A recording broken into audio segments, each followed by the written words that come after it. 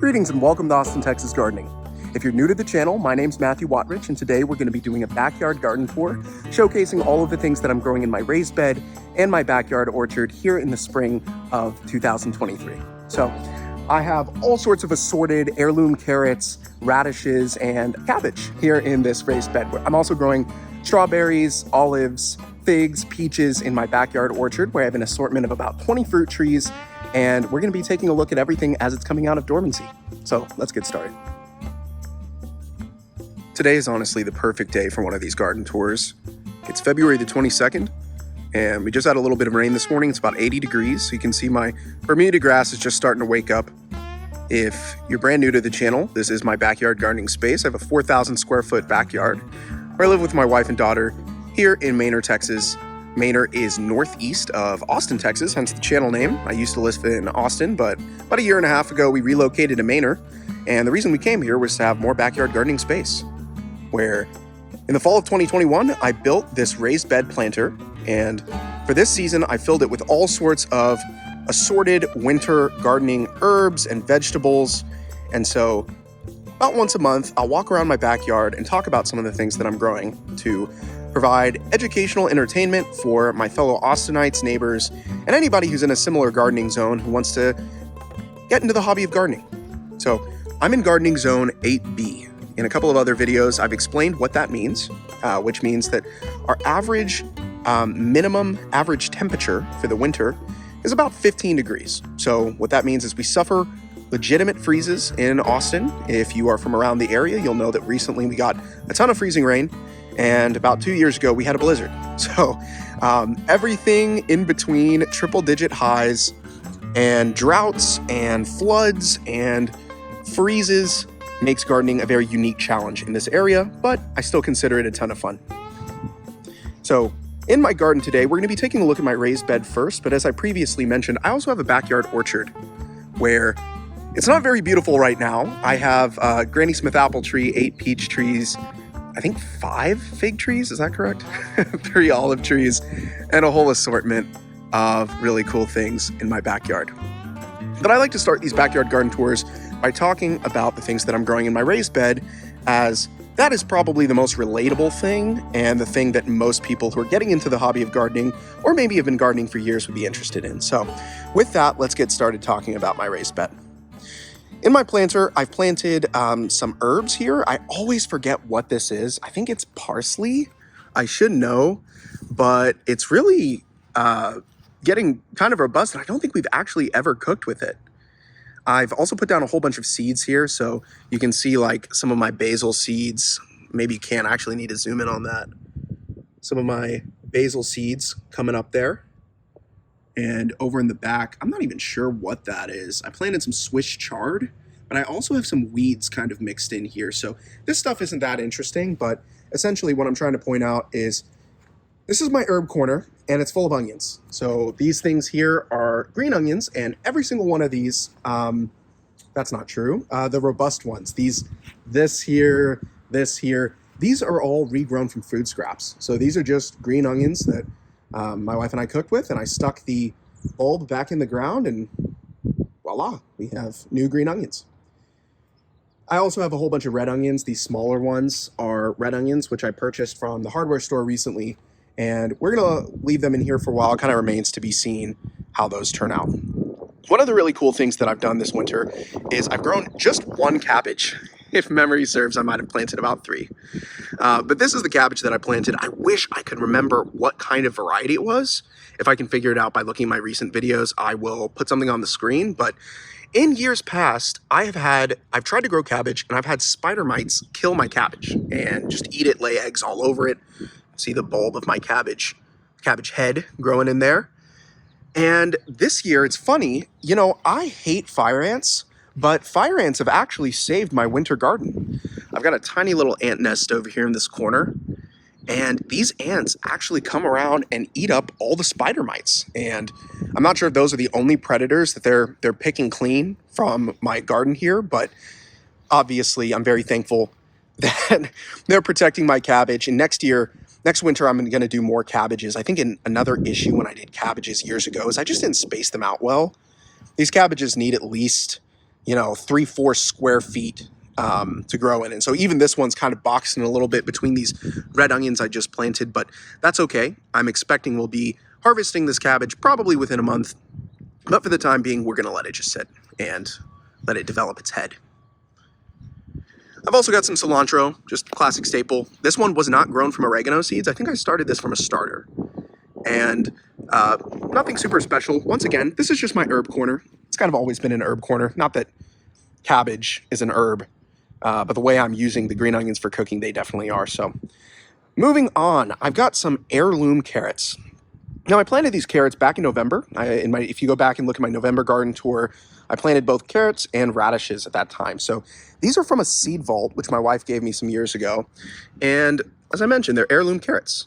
I should have really cleaned these up a little bit as they were coming up, because you can see there, these are planted way too close together. Like, they're kind of choking each other out a bit. And so we're going to pull a couple of them right now this morning. Try to see how they've turned out. I can feel something down in there. Oh, there's a little baby carrot. Very cool.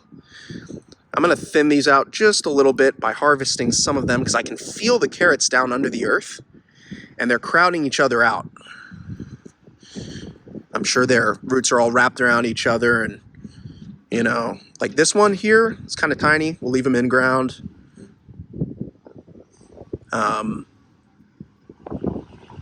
Let's pull this one. Wow. Some of these are getting pretty big. Man, got a lot in here. I wasn't really planning to harvest all of these today. I mean, I'm definitely not, but I'm just kind of feeling around for the big ones. And I think we'll probably come back through here to reassess. I could have sworn I saw some purple carrots down here when I was digging around the other day, but now I'm starting to wonder if they just oranged up. Yeah, look at that. Definitely some carrots in here. These are kind of tiny. I'm going to leave the rest for probably about another month, but I'm going to go through here and just make sure we don't have too much of this, where you've got like 5 carrots all within a 3-inch space, because they're not going to develop fully. Just kind of feeling around, seeing what has some thickness to it. And we'll come back and pick through those a little bit more, see if there's anything else to harvest. So those are some of my carrots. I'm glad they turned out well. Once again, I think the fire ants really helped with keeping the predators off of these carrots. And I think the cold probably helped, and the freezing probably helped with keeping the rabbits away from them. So moving on, this is my fig tree. This is an LSU gold fig tree. Why would I plant a fig tree in a raised bed? Well, during the summer, we have really hot summers here in Austin. And so I figured as this fig tree got bigger, it might even shade the herbs in the summer. For the time being, I think that the soil in my raised bed planter is much more fertile than some of the soil in my actual backyard, where I have super dense clay soil. So put this in the raised bed, and naturally, it's the first fig tree to come out of dormancy.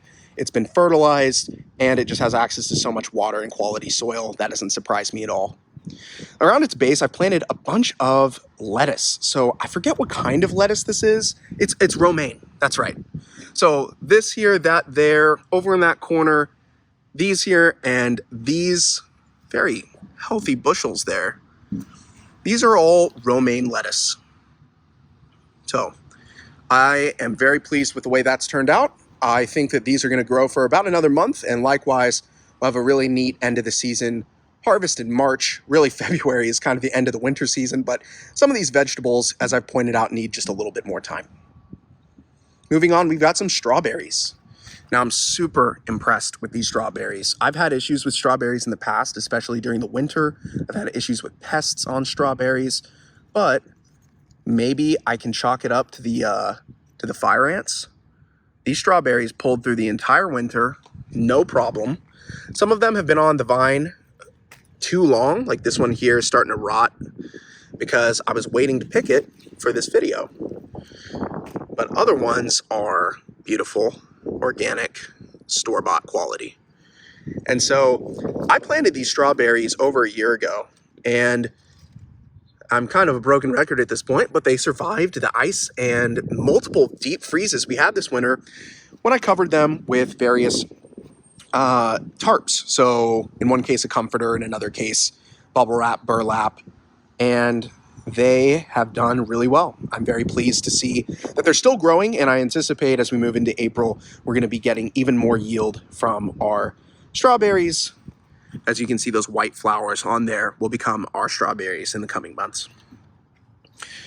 That's a little blackberry plant right there, if you're curious. It's not as exciting as the other stuff, but what is exciting is these radishes that I've planted. So there's all sorts of sizes of radishes in this bed here. And I've got my bowl to collect my harvest. And these radishes are really interesting because when I planted these, I saw in the packet that it would be, I can't remember how long it said to germinate, maybe 25 days or something, but that was back in November. So I decided to just let the radishes sit and see how big they could get. We've wound up with stuff like this. Wow, that's a quality radish right there. Stick that in our bowl. Now, some of these radishes have been sitting around too long, like this one here. You can tell from just looking at it. I mean, maybe it's all right. It's kind of sun bleached, or maybe that's like the air drying it out. There might be something useful to gather off of this for eating. And so we'll throw that in our bowl as well. And then we've got these smaller radishes. These are a little bit more juvenile. I should probably leave this one in, but I'm going to pull it just for the purpose of explaining radish anatomy. So this one's much thinner. When the radishes start out, their taproot is just a really thin, wispy white line, kind of like the bottom of this taproot here. And it thickens out towards the top until it bulbs up, and you wind up with one of these or one of these. Another perfect radish. And so I'm not going to pull all of these. This one's super healthy. That looks delicious. I'm only going to pull the ones like none of these. These need to all stay. This one can come. Oh, that's looking good. But the rest of these are too tiny to pull. And a lot of them are way too close together. So when I planted these, I planted them in rows, but I think it rained a lot or something the day after I planted, and it kind of just pushed them around all over the place. You'll have to excuse all the trucks and stuff in the background. I'm filming this before work at 8 o'clock, so I guess everybody's on their way to work today. And they're building houses in my neighborhood, so, you know, we get to listen to the symphony of cement trucks in the background behind my garden. Well, I guess that's what makes it an urban garden, you know? If it wasn't for that, it wouldn't be urban. So I haven't been uploading a lot of videos recently. I've had a lot going on in my personal life, some of which isn't appropriate to get into, some of which we don't have time to get into. But some of the cool stuff I've been doing lately, in addition to my full-time job, my friends and folks who've been watching the channel for a long time know that I'm enrolled in a Reformed Baptist seminary. So I have all sorts of fun papers I've been writing late last winter, early this semester. Currently, I wrote my last paper on penal substitutionary atonement in the writings of Clement and the Apostolic Fathers, and did a book review of Augustine's City of God. So the City of God is like 2,000 pages long. It's quite a bit, and that just means I don't have this much gardening time.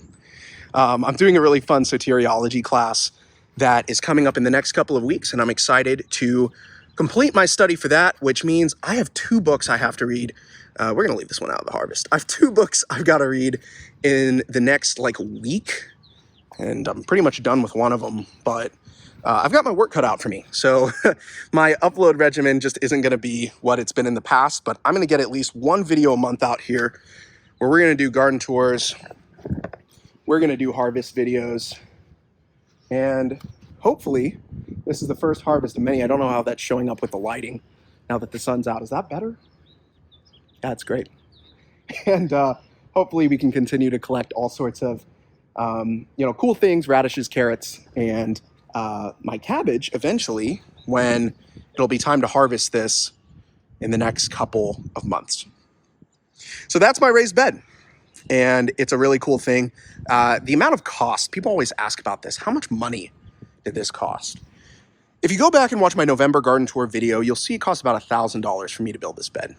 I could have done it cheaper, but I think the cheapest you could pull this off without salvaging the walls, the material for the walls, which this is made out of untreated yellow pine, so it wasn't cheap.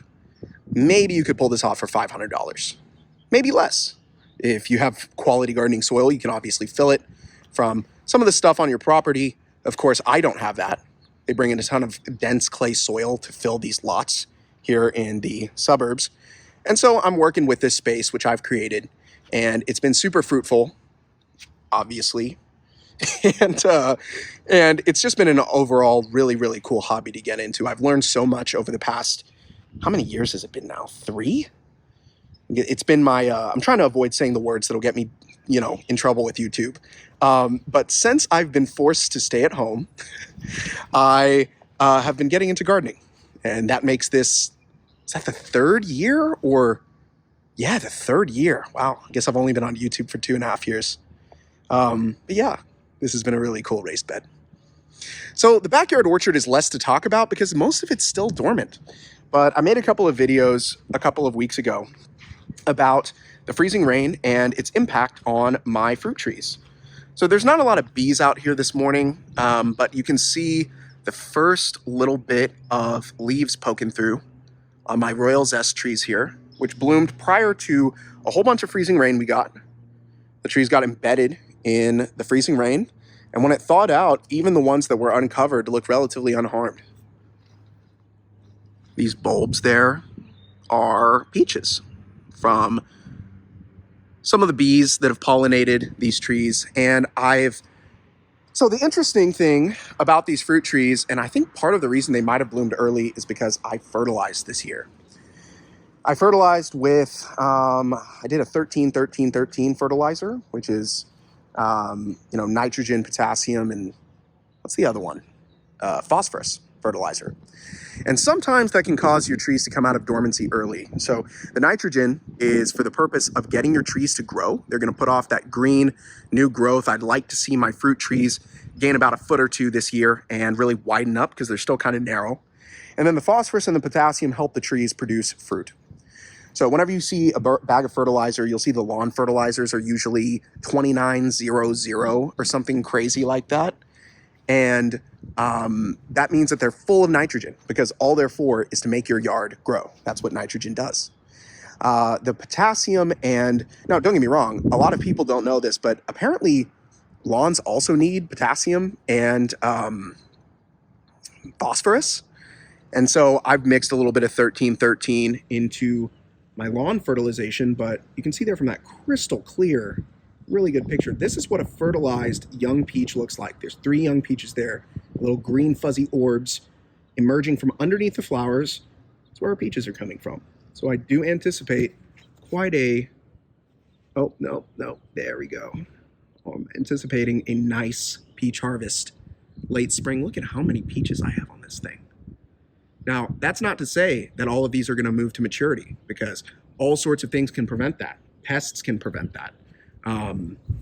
What else can cause problems? We could have a super, super crazy storm that knocks all the peaches off of the tree. That happens. When you get a lot of wind and heavy rain, it can knock your peaches down. And so that doesn't mean we're going to have the most amazing harvest ever. But these Royal Zest trees are really not having any problems coming out of their shell this spring. So in our corner, we've got this is a Rio Grande peach tree. Now, I like this tree because it is still dormant.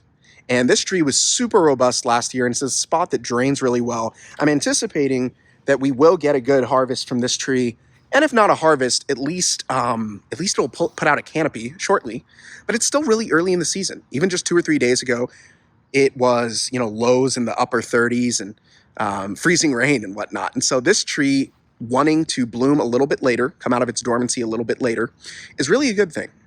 It means that I'll be able to stagger my harvests with some of my peach trees. So I can harvest those 3 trees first, kind of like late May, and this one might have a late July harvest, which will be nice because you don't really want all your fruit trees to bloom at once. When that happens, you wind up with this situation where you have like 100 peaches that are all about to go bad. And it kind of goes, without going into a ton of detail, it goes without saying, that's not really a good thing. So this is a La Feliciana peach tree, likewise, still dormant. And then over here, I have a couple of peach trees. This one I got from Greening Growing in Pflugerville, and it bloomed early and got frozen in the freezing rain, but there's some fruit on it. not a lot, and some of the branches need to be pruned. Like this is obviously dead, this is obviously dead, and this has been a really problematic area for me. I made a video that actually went like semi-viral. I don't know what to call the level of viewership that I got. It's got like 120,000 views right now, which is really impressive by my standards. Concerning this French drain that I built. Why did I build this French drain? You could go watch my French drain video and listen to why I did it. But I'm going to explain it right now. So in order to explain it, I've got to back up a little bit. So my neighbors to the west this way, if I hold up my phone, you can see some of their fence lines over mine. Their homes are at a higher elevation than mine, meaning all their Roundup, all their pre-emergent, all their poison, and all their water runs through my backyard. All their dog poo, everything. All those diseases and poisons come right here to my backyard. And so I built this French drain because I was noticing this whole area here around these peach trees, and at the time that fig tree wasn't there, but this whole area would always be flooded. And look at that. That's borderline like a green pitch. I feel like I could get my golf clubs out here, like dig a hole and just practice putting on this grass, but it used to be a swamp. Everything from between that dark circle there and that dark circle there were just puddles constantly. And so it's been hugely refreshing to have this water draining properly out in between our two homes there onto the street, but it has not fixed all the problems with these fruit trees. So this fruit tree, I think, was probably the one most impacted, and it's just dead at this point. Like realistically, it bloomed there, but I think died in the freezing rain, and I'm gonna dig it up. My buddy has a plum tree that I gave him some years back that he needs to get rid of to put a shed in his backyard. I think we're gonna put the plum tree in its place. I think the reason that it died is it just got waterlogged. It was suffering from root rot, and then once I fixed the issue, then it suffered from drought this summer when we had the really, really intense drought. And so it's no surprise to me that it died, but obviously it's still a little disappointing. I also have in this corner, let me think, what kind of tree is this? Is this, I think these are all Tex Princes. That's right. Got a Tex Prince peach tree here. Gonna zoom in on some of our bulbs. Very beautiful. Very healthy. Well, that's not really true. Some of these flowers are damaged from the freezing rain, but ultimately, I think I'll have a better assessment of some of the fruit trees in March. For example, my Granny Smith apple tree here is still dormant. I was hoping to really aerate my lawn and put down a bunch of soil this spring, but I just don't have time for it. I mean, between my family, grad school, I'm a full-time software engineer at like a pretty high level. I work for a company that does code quality. And so I'm just so busy all the time. And I'm going to flip my camera around here for a second. As I was mentioning, I'm really so busy all the time that gardening has become kind of like a healthy smoke break for me. It's an opportunity to go outside, get my hands dirty, and do something that I otherwise wouldn't do sitting in front of a computer, changing dirty diapers, or reading ancient theological volumes. So I think that gardening is a wonderful thing. I think there's a reason that monks in monasteries garden. It's a hobby that requires and develops patience. And I've learned so much doing it and been humbled year after year after year, just seeing the type of crazy inclement environments that we experience here in Austin, Texas. And so today we're gonna do something neat. I'm also gonna go to my front yard and take a look at some of my front yard landscaping. We almost never do that in these garden tours. I used to do it all the time, but there's just not a lot to see in my front yard. And today we're gonna take a look. So the coolest thing in my front yard is this Bluebonnet meadow that I've planted. And I have basically become the bane of my homeowners association. I can get my gate open here. I'm not saying they hate me, but my yard is full of weeds. So I desperately need to weed this front yard. I've got a couple of crepe myrtles here in the front that are all dormant. And I've been going through and trying to aerate this lawn with a hand aerator that I have. I've been trying to, I've just recently fertilized and put down some Bermuda seed. Man, this is going to sound bad with all that wind over this. I might have to redub the audio.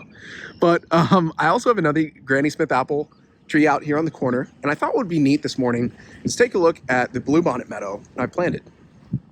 So it's not actually in bloom yet, but these plants here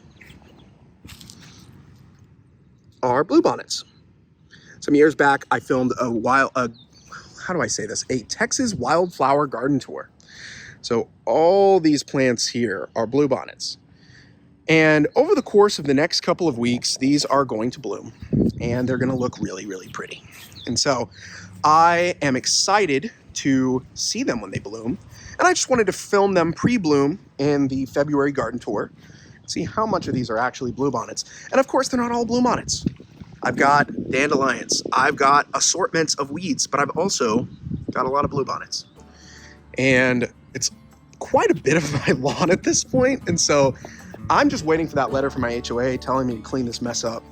And maybe they'll relent when they see my beautiful bluebonnet meadow that's gonna be blooming here in a little bit.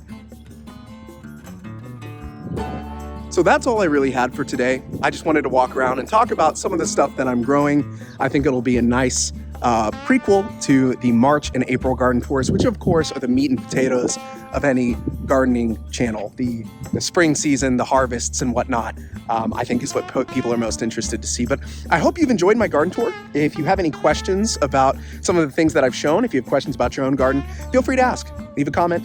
I invite you, of course, to like, comment, and subscribe. It always helps the YouTube algorithm in getting my videos out to people. But once again, thank you for watching Austin, Texas Gardening, and I'll see you in the next one.